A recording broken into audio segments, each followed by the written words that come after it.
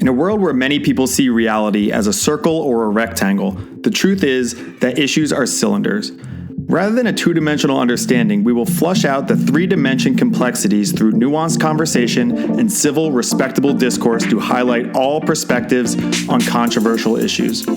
I'm your host, William Roosh, a high school teacher who's trying to transform education as we know it. Welcome to the Anti-Echo Chamber. This is Cylinder Radio.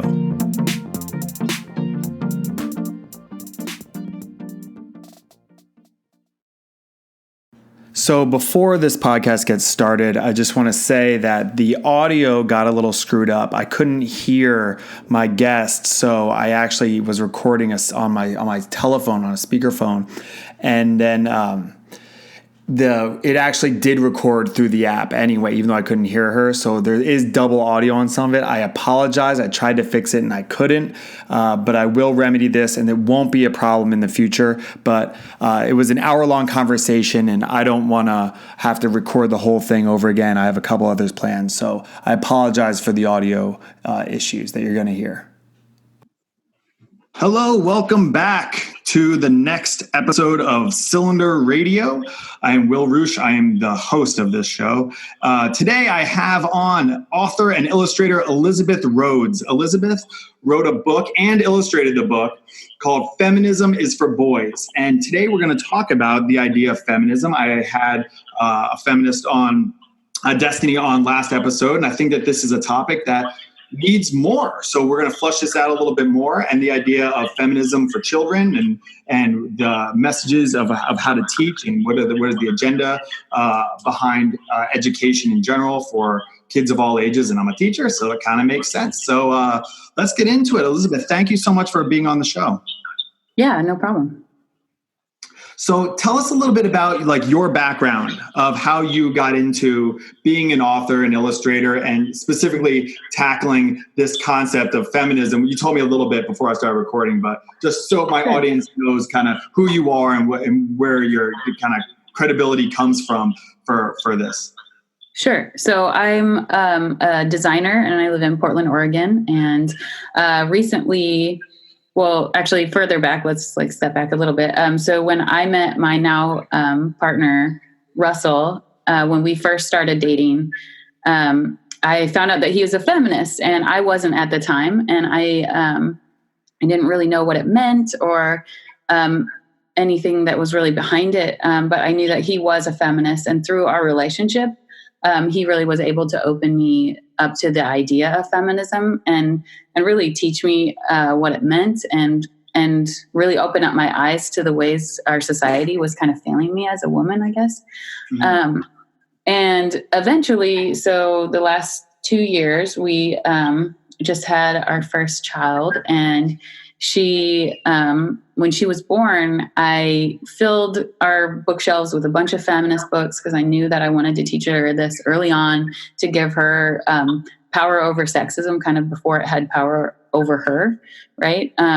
So we filled the bookshelves with all of these books. And one thing that I was really noticing a lot was that there was really nothing that was speaking to boys specifically in those books. And one of the issues that I was really hearing a lot from other friends who had boys as children, that they were having trouble teaching feminism to their boys. And part of it is that they had this idea that their boys were the problem when it comes to feminism, and that they were worried that with raising a boy, that there was really no empowerment for them as a parent to help teach their boy to be a part of this idea. And I found that to be a huge issue, because if I wanted my daughter to grow up in a world where she was seen as an equal, I need to ensure that other children are being raised with that ideal in mind. And so I ended up writing this book because I wanted to reach out to boys and parents of boys, and also to show other gendered children the different ways that you can be a boy and be considered a feminist. And so I wrote this book to kind of help them approach those conversations and help teach their children, because I do see parents who are raising boys, I do see that as one of the most important things that they could do is teaching their boy about feminism, because if all of us aren't participating, this is not going to be a successful movement. And so it's really important that everybody sees their place in feminism. Yeah, so I think that the best place to start then, Elizabeth, would be, and this is kind of where I started with Destiny last episode too, is the definition of feminism is because there's so many different definitions out there that it can get very confusing. Like when you say my husband or your partner was a feminist, like I don't know even what that means, because it would mean something very specific, 50 years ago. I said before, I'll just go down the road again. Like 10 years ago, if you'd say like, hey, Will, are you a feminist? I would say like, well, yeah, I define that as women should have equal, opportunity and equality under the law and the 14th Amendment and stuff. So yeah, but then I feel like the definition has changed, and there's, the different waves of feminism and things like that. Third wave feminism, intersectionality and stuff like that. And that's an area where I'm not sure, because I've heard, things as far as like, women should have, more opportunity than men for equity purposes. And that's like, well, I studied, equity a lot with like, the Soviet experiment and stuff. And I don't like that stuff. So I have my reservations about equity as a whole. I plan on doing podcasts about that. So sure, I think the way I define feminism, yes. But the way that others define it, I would say no. So how do you define it? And what is like, because you're in that world, what is is there a consensus definition? I mean, how does that, you clear it up? Sure. I don't know if I can totally clear it up, but I will tell you from my perspective. So for me, the definition is social, political, and economic equality of the sexes.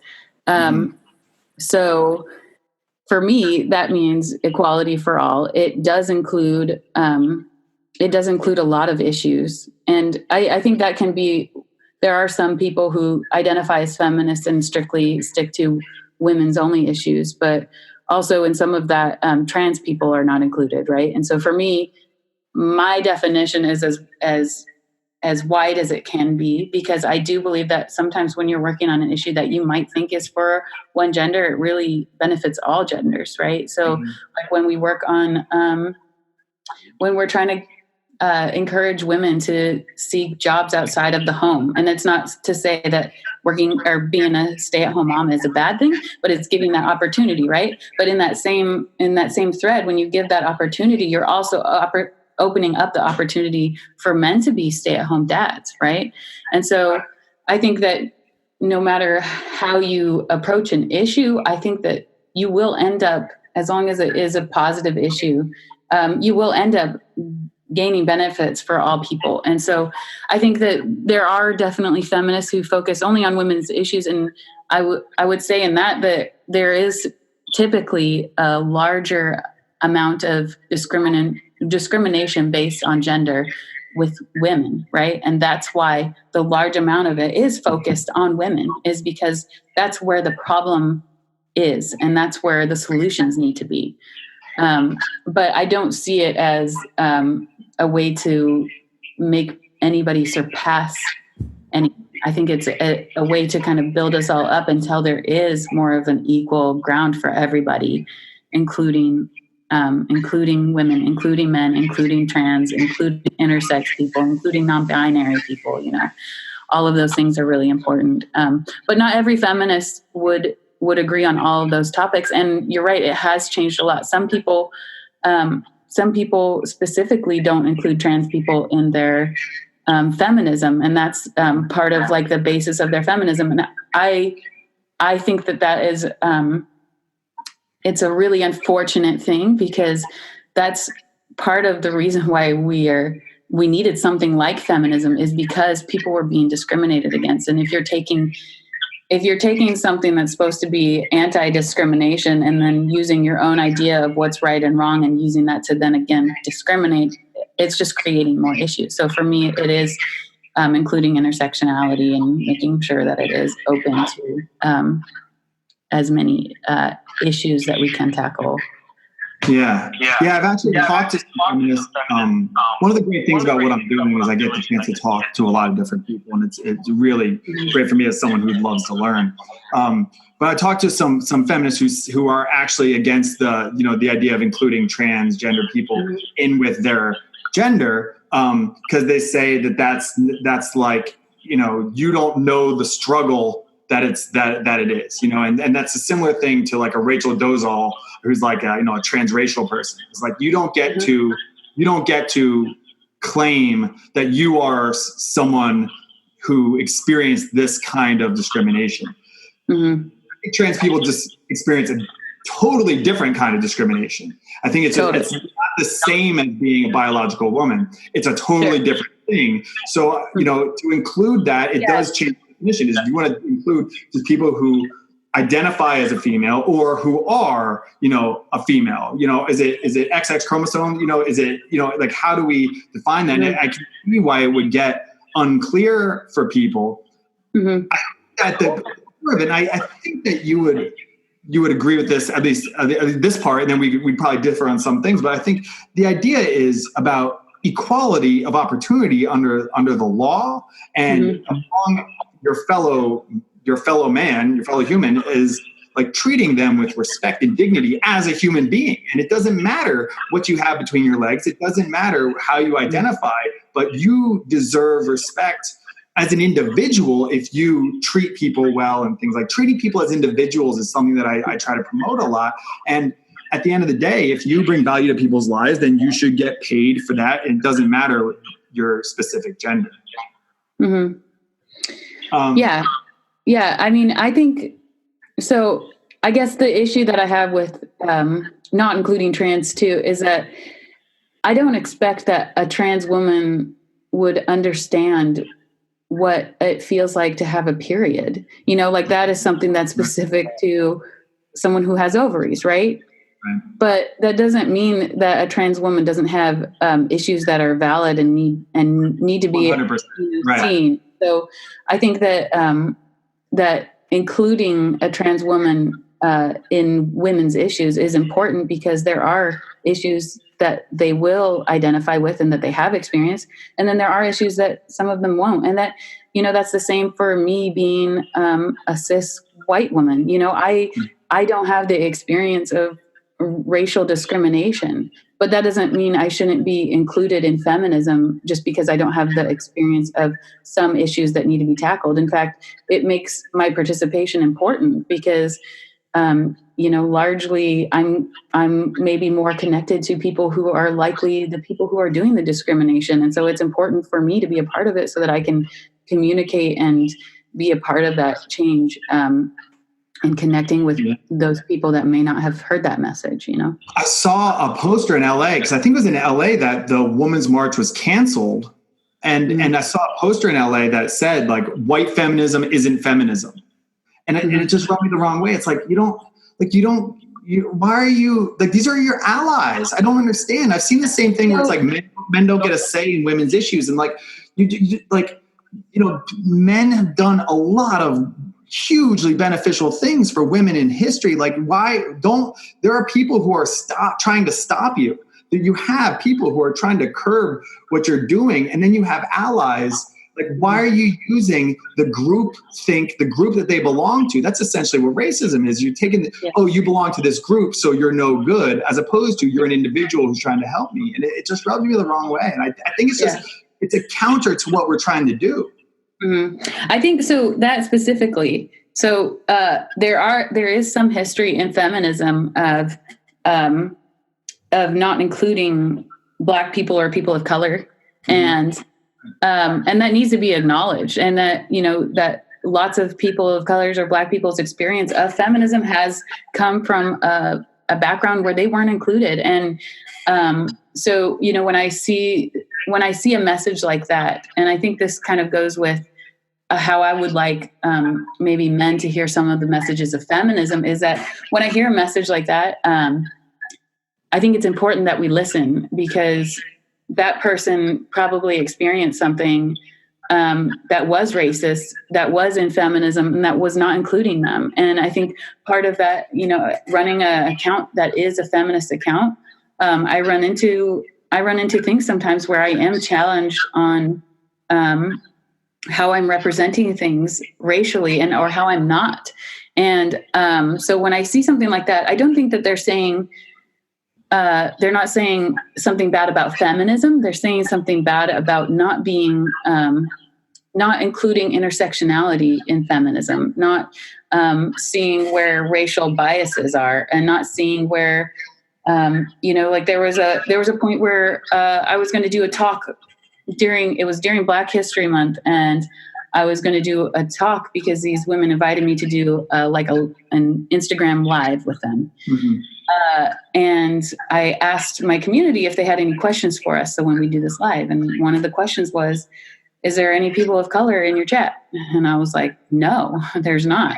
And she was like, well, I think that would be important to include that voice because that's a really important voice to have. And when you're having a conversation about feminism, I might come at an issue with a blind side to what racial things that they're experiencing that I'm not approaching, So she was saying that it's really important to have that voice, especially during Black History Month.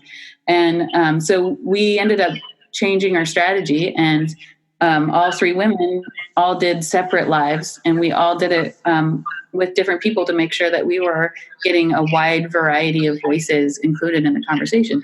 But it was really a good moment where I could step back and say, well, she's not coming at me in a threatening way. She's not trying to get mad at me. What she's trying to say is, hey, I want to make sure that my voice and the people that I represent are also represented in your talk about feminism. Because if you don't have that voice, or if you're not specifically calling out that voice is missing, then you have the potential to kind of push white supremacist ideas without really knowing that you're doing it subconsciously. Yeah. So I just wanted to address that one small thing, is that I do think that that's an important thing to listen to.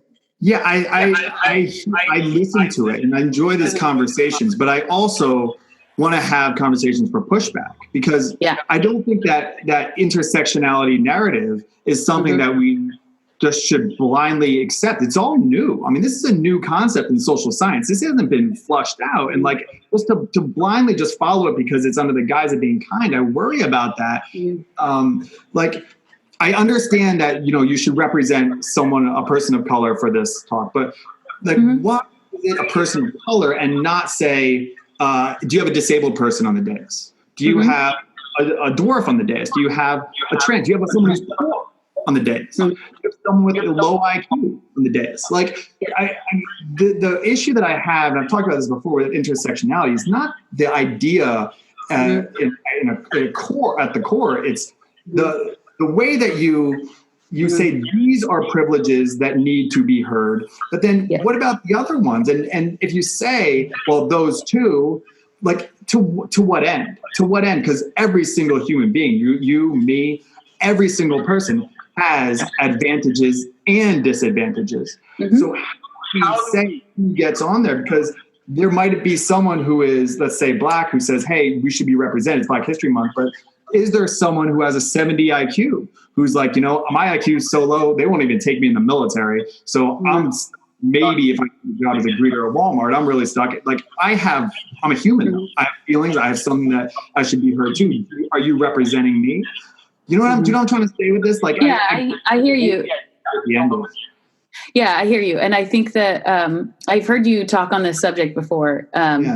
And one of the questions I think you asked before was about looks and how that intersection. Right. So I think what I would say to that is that race is specifically, it's a bigger piece of the intersectionality pie, and it's because race has very recently still been an issue that comes from people being enslaved, right? That a whole section of people took another people's lives and basically completely took over their lives and made it so it wasn't possible for them to make money, made it so it wasn't possible for them to create healthy families, healthy environments. And it's so recently in our past that we're not separated from it. And now I hear that there are other issues that are important, like, like women who are considered overweight are not taken seriously when they go to the doctor for the issues that they have. That is a very important issue. But when you compare the two, and when you have to say which one's more important, I mean, race just tends to take the top of the whole pie, because it is something that was so huge in our history and so relevant and so affected so many people and still affects people today, that it just can't quite compare in the same way. Are you talking about from law? Like by law it was stopped, or by society? Because by society, I think, a lot of other things would fall that way too. And like low IQ, for example, go back through history all the way up to now. I mean, if you had like I said, like a below 70 IQ and you were in the 1800s, like good luck. That was really tough too. It wasn't a societal measure on the scope of slavery, obviously, but these are people who struggle, or mental illness, so I guess would be a good one. Like just throw them away in an asylum somewhere, not get them treatment. If you're mentally ill, it was really gnarly too. And today it's much better to be mentally ill, but it's still really tough for a lot of people. You look at homeless issues around the country. But that was something that society did not address at all. If you were mentally ill and you were born in the situation, back, 150 years ago when slavery was still around or ending, like it was really bad. So I hear you, and I am very sympathetic to the plight of African Americans, and I study and spend a lot of time going over slavery and the true horrific nature of what slavery was, and that is a reality that we have to come to terms with as a country, is that we were built on the labor of people. Like America wouldn't even be here. We got free labor for hundreds of years to build us into this world power. And then it's like, all right, well, thanks. So that is a real thing. And I definitely understand. I hit that up a little bit with my podcast with Kyle Carter.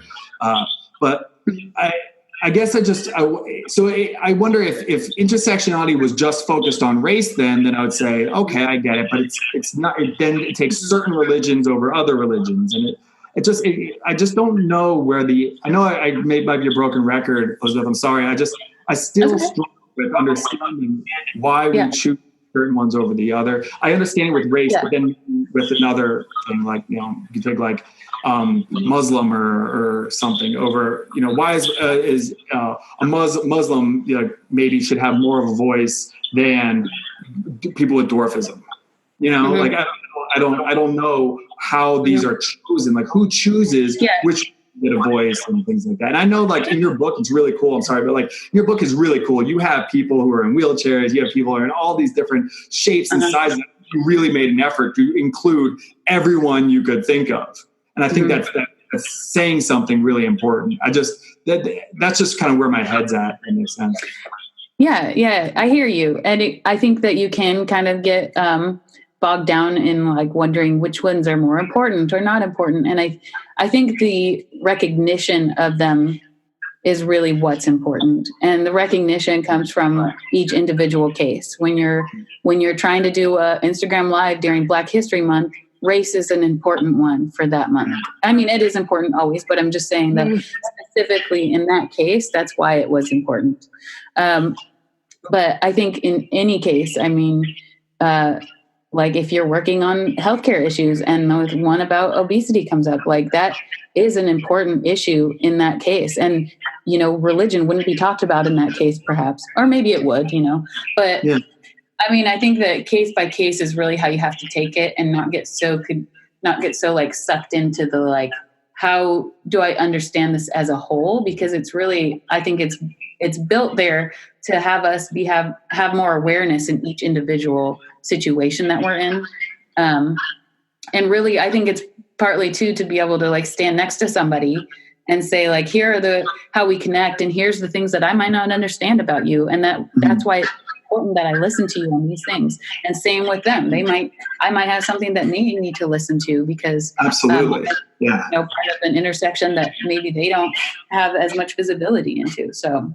Yeah, and that's where I completely am on board with the very progressive side of this. Is like the ultimate minority is the individual. So you can break down this intersectionality matrix all the way to we are all individuals. We're all like fingerprints. Like we all can learn from one another. And you could be a trans Muslim person of color and have by many metrics a lot more privilege or like unearned advantage than someone who is a cis white male. Like that's absolutely possible. It's a cis white male who's born to an alcoholic mother who has, one arm, no legs, and born with leukemia. You know what I mean? Like that's a very different thing. So the more that we just look at people and say, everyone is struggling with something. Elizabeth, you're struggling with things. I am struggling with things. We're all struggling with things. And we look at people through that lens of, wow, this person, they are struggling. They're wealthy and they're driving around in a Bentley and all that kind of stuff, but they are probably really struggling.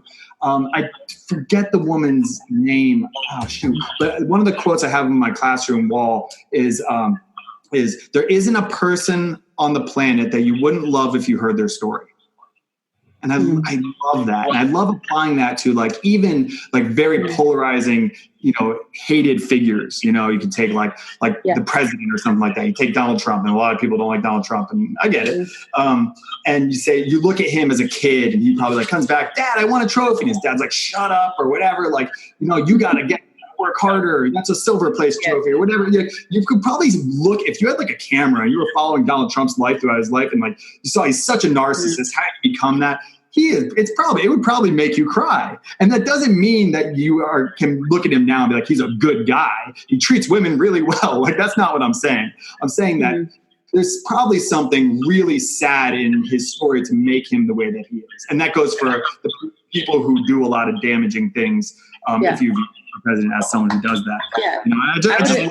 I think that goes in line with a lot of like, I think what you're talking about and what you're trying to promote, right? Like, yeah, no, I believe that as well. I do think that there are, when I get people trolling my account and saying really awful things,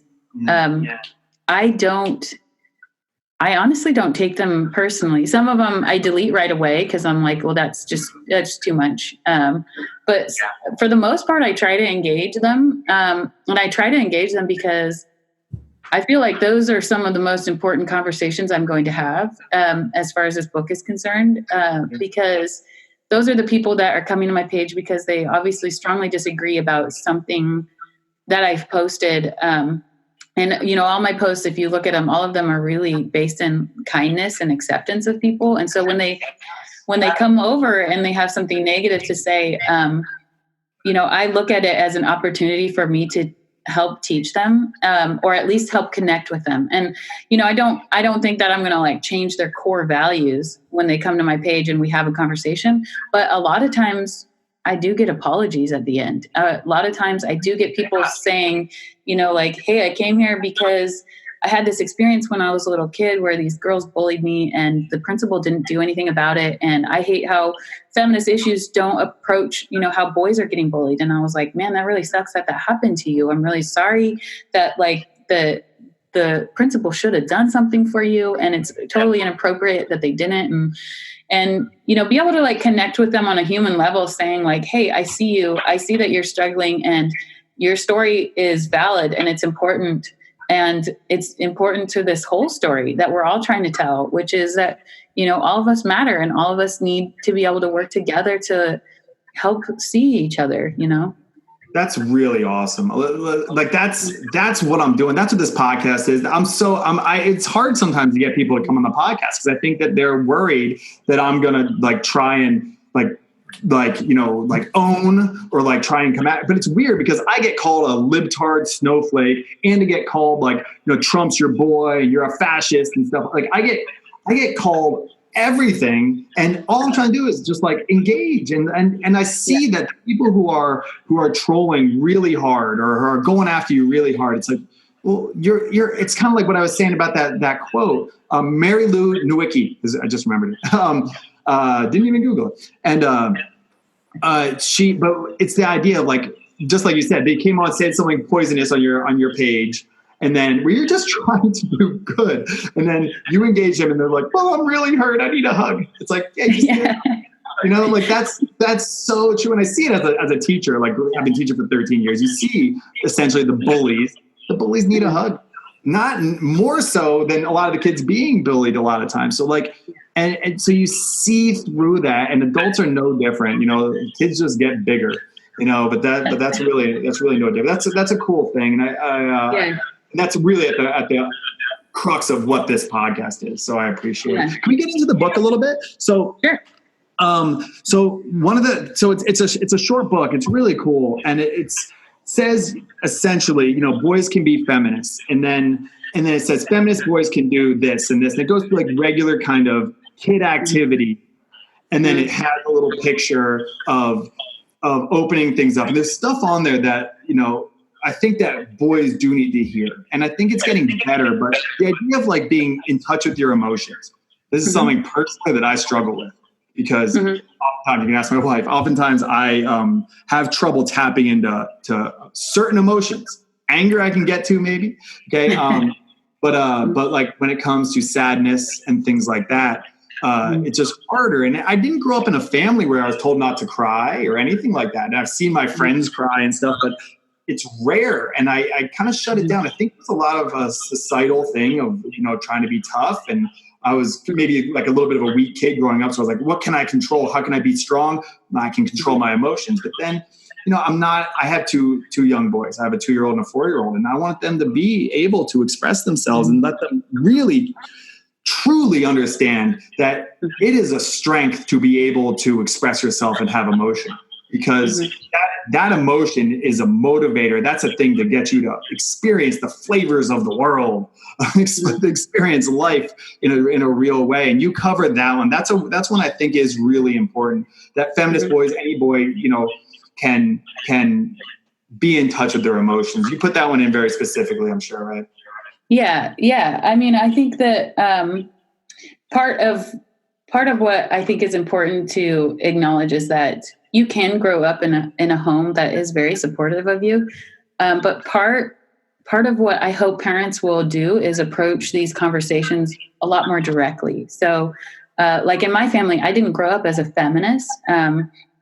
And there were issues that just weren't really talked about. And so that when we don't talk about it in our families, then we end up allowing it to have power over us when we get to it in our society, right? So if I go out into school and someone, says something about women needing to stay home and work from home all the time, not work from home, but, be a stay-at-home mom, then I'm going to believe that that's true because that's what I'm hearing outside of my home and nobody's countering it at home, right? So same with expressing emotions. If you go to school and boys are getting made fun of for crying, and you go home and crying is not a discussion at home about how that exists out there, that misinformation about how boys shouldn't cry exists out there and that it's wrong, then the kid has no power over it when it happens and is not able to confront it or to realize that message was wrong.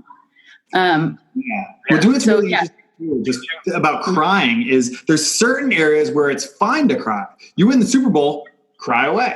You know what I mean? But if someone makes fun of your shoes and you cried, not okay. Like it's so interesting how Michael Jordan cried. I guess it became a meme, but Michael Jordan cried or whoever crying is like Tom Brady wins the Super Bowl and cries. We're just like, yeah, that's all good. It's rare, it's accepted when it's not. I think that specifically touches on another issue is that men are told that they need to like prove their masculinity. And so by having just one sport is like seen as this huge, like masculine entity, I just proved the like pinnacle of my masculinity. And now I can cry at this point because I've proved it. I've like already shown everybody that I am completely masculine, but to be able to cry in a vulnerable place where something masculine hasn't happened is a lot harder for men because that's not really like taught in our society to do. That's really interesting. I never thought about that before. It's like if you go out and you win a UFC fight and you're crying, everyone's like, oh, he's manly. It's cool. But if you go out and you do like a dance recital or something like that, and then you cry, they're like, oh, that's interesting. That's an interesting thing about where you're probably spot on about where that comes from, about where it's acceptable and when it's not. So one of the things you also say is about playing sports, how feminist boys can play sports. And in the picture, you have a boy playing with a girl. And I think sports is something that is worth getting into, especially when we talk about like in the trans issue. I have had Danny and Corinna on my podcast and engage with people transgender as much as I can. And the sports issue is one that comes up, and that's one where Corinna and Danny were completely different on their view of things. But like we have boys and girls leagues for a reason. And when they're children, it might be different. My 4-year-old does jujitsu, and he does rolls. He spars with girls all the time. And sometimes girls kick his butt, because they're pretty. They haven't hit puberty yet. But we have boys and girls, divisions for a reason, except for I think equestrian in the Olympics, because the horse is doing all the work. But what are your thoughts on that? Because you did put it in. I mean, I know this is a children's book, so it's the idea of like playing. But when it comes to at the as kids grow up, what are your thoughts about like gender in sports? Yeah, I'll admit, like, I am not as versed in sports as I am some other topics, but generally speaking, I think, if I'm thinking about like my own experience with sports in high school and junior high, and, it's one of the first times we really start learning how to be competitive against one another. And that could be a whole different topic, but what I think is interesting and unfortunate is the way that we have built sports around gender. And I think this is changing in some places. But like my husband, for example, when he was in high school, he wanted to be on the volleyball team, but it was a girls' volleyball team. They had no boys' volleyball teams at all. So they allowed him to practice with the girls, but he wasn't allowed to play any games or anything like that. So in his high school, he wasn't even really given the opportunity to play like he wanted to play because it just wasn't like offered in school. I think the same with a lot of places in football. Football is offered to boys, but not girls. And I think when we're looking at stuff like that, it's really, there needs to be equal opportunity for all kids. I don't know necessarily if they should always be co-ed or anything like that. I think when you're younger, totally, because everybody's just kind of the same and it doesn't really matter. It's just for fun, When it starts getting more competitive, obviously there's different, testosterone grows muscles differently. And so, there are women that have a higher testosterone level. So, if someone is able, I know there was just recently there was a woman who was accepted into a college to play college football on the men's team. And it was like, I don't remember what her position was. There's been a couple of kickers like in college and in high school. Yeah. I think she was at least on the news, it sounded like maybe she was the first to ever do that. So it could be like a regular position. I really don't know. But that was like such a big deal because it wasn't really offered to women exactly. So do you know what I'm saying? So there's not equal opportunity, and it's also not equally represented as far as like the women's soccer team. The women's U.S. soccer team, they've won like a bunch of world championships, right? Am I? Probably. I don't follow sports as well, but I'm pretty sure they don't get the prestige. Yeah, they don't get the pay. They don't get the worship. It's not as celebrated in our culture. And part of that is because we celebrate masculinity more than femininity. And I think that's the part that I would really wish to change, is making sure that we have equal opportunity for all genders, including trans people, to be able to participate in the sports that they're interested in. And also to be represented the same, no matter what where they go from college on. I think that it's important that we change that in our culture. Yeah, I mean, I'll challenge the idea that we celebrate masculinity more than femininity, even in sports, though, because I think that the WNBA is just not as exciting to watch objectively because they're more limited physically. But if you watch Serena Williams, even though she would not even break the top 100 probably of men in tennis, she is so fun to watch that she's probably paid on par. And there's certain sports where like women's sports do better than like women's gymnastics and Olympics always has much more of you. I think it just depends on what the sport is and things like that. When it comes to trans, though, like I think what rubs people the wrong way when it comes to the sports thing, I've thought about this a lot and had conversations about this, is when a male transitions to female, so it's a trans woman and competing with women. Because what you see this with track stars and rugby players, and there's the MMA fighter, Fallon Fox. Like this is very different than the other way around. Mac Biggs from Texas was a high school wrestler who was a girl transitioning to a boy, so trans boy, and he wrestled with the boys. And Texas was like, no. So instead, he went and wrestled with the girls and smashed them all because he's on basically steroids. Like, look, if you want to transition from female to male and then compete with the guys, knock yourself out. Like that's impressive. Like it's just a different thing because there are just physical advantages that the average man has. If you look at like how fast the average man can throw a baseball, it's like the 90th percentile of women. I mean, there just are those biological differences. And I think that's where people rub it the wrong way is it seems like it's a way for an average man to become a champion, average among the other men to be a champion among the women. And that feels unfair.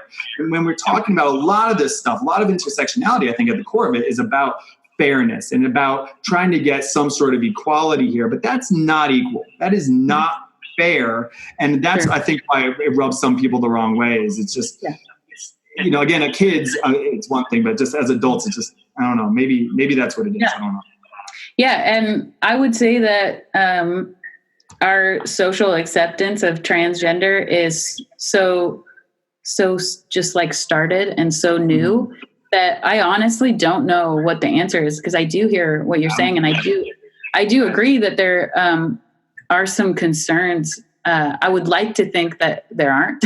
I would like to just be like, yeah, it'd be great if, whatever you identify as, that's where you would compete. But of course, like I'm not an expert on sports or like how that should work. And I do think that there are some issues there that need to be worked out. And I don't have the answer for that one. And it would probably be different if it's golf compared to boxing, right? I mean, there is a difference. You put Brock Lesnar or Dwayne Johnson is all of a sudden identifies as trans. You put Dwayne Johnson in there in an MMA fight, like that's gonna be a problem. He'll beat even like Amanda Nunes probably, like the UFC champion, So I think we're still trying to figure it out. I think you're right. I think it's all new and we're trying to figure out this, and that's why these conversations are so important, because then we can say, all right, this is not okay. This is okay. We have to figure this stuff out, and this is only going to happen through conversation. Yeah. And I think so. Something else on the same topic is that recently there was, I believe, a runner. She was found to have like high levels of testosterone. Yeah, about that. Yeah. And they want her to take something to like curb the testosterone in her body, which I think is crazy. It's a crazy thing to ask of her, especially because Michael Phelps, they found out that he had some sort of genetic advantage where I can't remember what exactly it is, but he doesn't like process like some sort of acid the same way as other people, which allows him to have greater endurance. And the same board that asked her to take stuff to reduce her testosterone just said to him that he's really lucky. He's really lucky that he. And so when we're looking at sports and like what's okay and not, I mean, we have to also make sure that women and men and trans people, I guess, are being treated in the same box of fairness. If she has to take something to curb that, so should he. And if he's not, then neither should she. That's needs to be a part of that conversation too, is just how how those types of things are treated, I guess. Yeah, I heard that story. They like had to check her genitals and stuff like that. It was really weird. Like, it was really kind of gross. But sports should be we agree as a society that sports, you cannot bring in exogenous things. We don't like the idea of steroids. We don't like the idea of cheating, gaming the system. We want it to be natural. So some people are just natural freaks. Some people just are. Some people are, Aaron Judge, who plays for the Yankees, who's like 6'7", 230 pounds of muscle. Like, it's just, I will never, ever be that. And that's just the luck of the draw. You had good parents. Congratulations. You hit the genetic lottery. And if we're going to play sports and we're going to say, like, you hit the genetic lottery, congratulations, which this woman did and Phelps did and blah, blah, blah. But then we do draw a line in society as don't add steroids. And that's a line that we drew, and that only came through discussion and everything that happened in baseball in the 90s and stuff. And I think that's probably what needs to happen with trans individuals, is like, we have to draw these lines in society, and we will come to a consensus, and we'll figure it out. And we can all agree, I think, or most of us agree, that what happened to her, and I'm sorry, I forget her name, the woman you're talking about, but what happened to her is wrong. And then what happened over here of, the track runners who broke all the records or something like that up in Connecticut, that I think a lot of people would say is wrong. Not all, but some. So we kind of have to figure out what those lines are. The last thing I do want to get to, because I want to spend a little bit of time on it, is in the book, when you talk about fashion and you go to, if boys want to wear dresses, then that's okay. And I think that's probably, you would know better, but is that your most controversial kind of statement in the book? Yeah, I even had family members who were like, maybe don't include that one because it might turn. Yeah, it might not because they thought personally it would be too far, but they thought it would turn people off to the book. That they were like, I want to share this with specific people that I think if they saw that page, it would offend them. Yeah. And that's why I was like, that's why it's one of the most important pages, I think. Yeah. And part of that is, so I'm thinking back, like when I was a kid, I was encouraged to be tomboyish. Like that was cool, right? For like a girl to wear like backwards hats and like shorts and t-shirts and it was totally acceptable as a girl to express maybe more masculine traits. And it was not only accepted, it was like seen as cool. But on the other spectrum of that, like if a boy was to show like feminine qualities, it was seen as something that was like embarrassing or bad. And I think that's part when you said earlier, masculinity is celebrated and femininity tends to not be. I think it when you're looking at like some social structures that tends to be true. And this is one of them, that when a boy expresses an outer appearance of maybe being more feminine, that immediately people assume his sexuality. Whereas like a girl can do that and it's just seen as like sexy or cool or kind of that. Do you understand what I'm saying? Like it's just kind of, it tends to be something that people see as a negative and it makes them highly uncomfortable. When, I think it's part of it is kind of ridiculous because a lot of gendered clothing came from retailers trying to get more money. And, back in the day, boys and girls both wore dresses as kids. Like that was just what you did. And it was like, no matter what kid you had, you just like passed down your clothes. Well, retailers were like, we want to make more money. So how do we do that? Well, if you have a boy, you have to buy these clothes. And if you have a girl, you have to buy these clothes. And then you're buying twice as many clothes. And like, that's how like the whole pink and blue started and like really separating those like gendered clothes. And I think that personal choice in clothing is one of the most important things for a child, just because that's like the first time clothing is one of the first times that they really start outwardly expressing themselves. And if we're already prescribing for them something that they're not allowed, right? We're like, hey, you're a girl, so you're not really allowed to wear blue, or you're a boy and you're not allowed to wear an Elsa dress, even though you love that character. That's from Frozen. I don't know if you know that. My boy. Yeah, but so like if we're telling young girls like that they're allowed to dress up as anybody, but boys aren't allowed to dress up as female characters, we're inherently telling the child that that they're better than those female characters. And I don't think that it's intentional, but we're kind of saying like that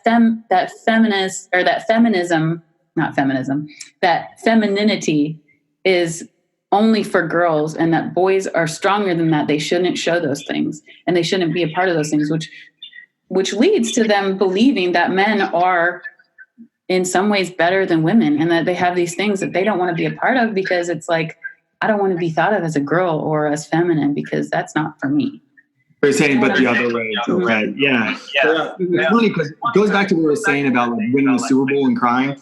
Is if you look in the the 70s and 80s and 90s, I mean even some level to today with Mick Jagger and Steven Tyler and Robert Plant, and they were very androgynous, but they were out, getting laid all the time and stuff like that. Like it was seen as also masculinity in that realm, but they wore things that were very, dude looks like a lady from Aerosmith. There was like some level of that was acceptable. Like you look back at Freddie Mercury, and David Bowie, and they were like cool.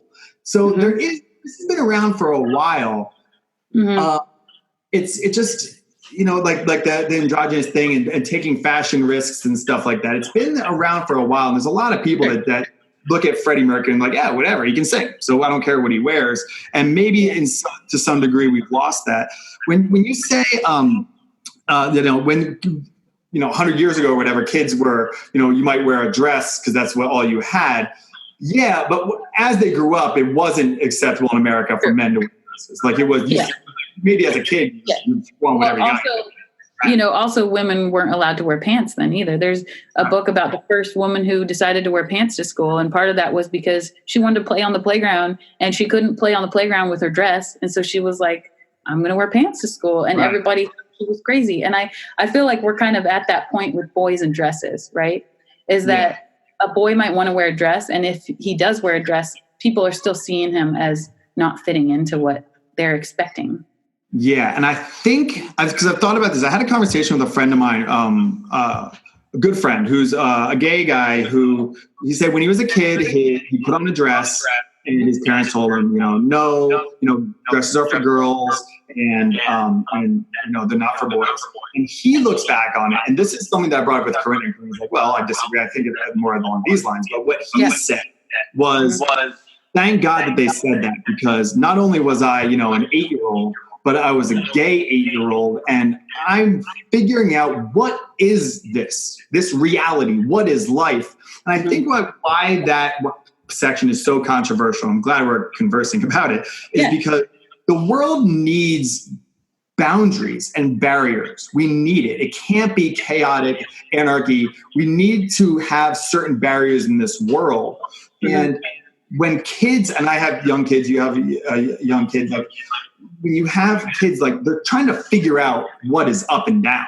So making sure that they know not just like how to treat people, but just what the way that the world works is, I think that's where that's where this lines up. And this is somewhere where you would say, like, it's just cloth that they're covering their body with. And other people say, well, it starts there and then it becomes, fighting against the biological differences between men and women, which do exist. There are biological differences between men and women. And to say that there isn't is just, it's not accurate, but to say, like, I think, I don't want to speak for you, but is that essentially what you're saying? Is like, you want to express yourself through putting these clothes on, that doesn't fundamentally change who you are as a person. Yeah. I mean, I would say probably majority of families and children probably still don't want their son to wear a dress because of how society thinks about them wearing a dress. And I think part of why it was important to include in this book is because, like you said, I do think, like, it is just cloth that's covering your body, but it's also about, like, normalizing a child seeing a boy in a dress so that they can understand, if they do see a boy wearing a dress, that it's not a bad thing. And it's not something that they need to feel, like, shocked or scared about. It's about, like, normalizing that for them so that when they see it, it's something that they've already talked about, something that they've already experienced because they were able to, like, have a conversation with their family members on it, Yeah. So I think that's part of it. I do think that there is some teaching that needs to happen around it of like, hey, this is typically only what girls wear. But it's okay if you saw a boy wearing a dress, that's okay too. If you wanted to wear a dress, we'd support you doing that. Having the conversation is really where I think some of the change is going to happen. Not necessarily like you have a boy, you should put him in a dress.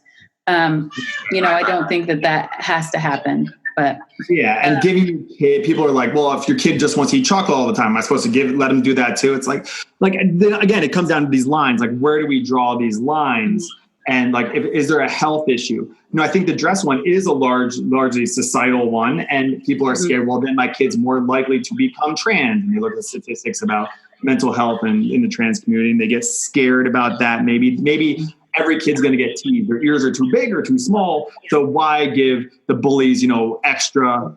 And yeah, but we're just not at a place yet in society that where this is normalized. So I get why you're trying to promote that. And I can see how somebody, my belief about what it means to be trans, or to be gay, or to be a lesbian or whatever. I think that all is already predetermined by the person. I think that if you give your kid the open-endedness of, hey, if this happened and you did this, I would still support you.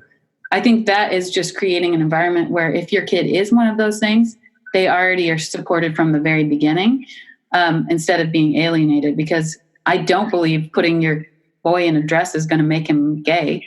I think that if he is already gay, then that's just who he is. And then maybe you not being weird about him being in a dress might make him feel supported, But I can see how somebody who doesn't believe that you're born that way or have those things kind of instinctually could be worried about that changing their child. Yeah, Deborah So actually has written on this a lot. She's a doctor on sexuality and stuff. She was saying something like a lot of it comes from a fear of like homosexuality is essentially like if you have a gay boy, he wants to wear a dress, he's trying to figure it out, and he starts wearing dresses, then he'll think that he's trans. And that's kind of what my friend went through too. And then, and he's not, my friend's not trans. And he's like, that's why he said, thank God. Cause he's like, I'm a gay man, not a trans person. And if I would have become trans and I would have started taking hormones or something like that, that's irreversible, and I would have gone down this road, and then that's not who I am. But it all comes down to just trying to like have these conversations and accept people for who they are, and not the clothes that they wear, not their skin color, not their political leanings, it's how do they treat one another, not how much money you have in the bank account. Like, I want to include intersectionality to include all of these things, that if you're wearing a red MAGA hat, but you're a really nice person, then I got to go, oh, maybe I've known you for 10 years. You wear a MAGA hat. And now it's like, oh, actually, turns out that you're an a-hole. It's like, no, actually, maybe MAGA hat wearing people aren't what you thought they were. All as a group, to take everyone as a group. All trans people are this, all rich people are this, all blah, blah, blah, all CEOs are this way, or all black people, or all Muslims, or all Jews. That's where we get into trouble. And one of the things that I think is really good about your book is it shows like interaction of people and people doing, activities and talking to one another and exposing them. Kid might read that book and go, oh, that's like me. That's what I'm into. Okay. And then someone else reads it and goes, oh, that's like the kid at school who's into this. Maybe I'll go talk to them. And then we can start that process of coming together as individuals. Yeah, definitely. Yeah. So I think we did an hour. That went kind of fast. But Elizabeth, where can people find you? How do they, find you, get your book, check it out, and all that kind of stuff? Yeah, you can go to my website, feminismisforboys.com. I also have a pretty active Instagram account, which is at feminismisforboys. A little bit active on Facebook, same at feminismisforboys. And there's a Twitter account, but not even worth mentioning because that's not... But the book is available on Amazon and at Barnes & Noble. There are some bookstores that it's available at. If there was a bookstore in somebody's area and they wanted it to be available there, they could reach out to me and I would reach out to the bookstore for them. They can get it in all those places. Awesome. Elizabeth, sincerely, thank you for sitting down with me and having these conversations. I think it's really you practicing what you preach. And I think that's awesome. And I hope that even, where you and I are trying to kind of thinking differently and stuff like that, I think what this always seems to happen is find common ground where we agree, like you and I might vote differently, but at the core of it, we don't, but at the core of it, we line up. And I think that's what is so important about these conversations is we're human beings, want to try and do good in the world, and we just might have different people in our ears and all that kind of stuff. So thank you for doing that. Really appreciate it. Put your links and stuff in the notes. Thanks. Yeah, I would say just to people out there who disagree with the word feminism, I would just say, if you believe in equality, then let's work together instead of using this word to try to cause conflict. I don't care if you identify as a feminist, but if you're working towards issues of equality, let's do it together. Yeah, and I might make fun of someone for getting triggered by the word feminism because it'd be a funny backwards way of doing it. But well, thanks, Elizabeth. Take care. Yeah. Thank you so much. This has been Cylinder Radio. The success of this podcast and the educational revolution that I hope you will be a part of is dependent on those who find value in it. Please take a few moments to review us on iTunes so the show is more easily found. If there was a perspective on today's topic that was not highlighted in this episode, or you have an idea for an episode topic that you want to understand more deeply, please email us at cylinderradio@gmail.com. Follow me on Instagram @WillRusch, WILLREUSCH. Thank you for your support, and I look forward to the next one.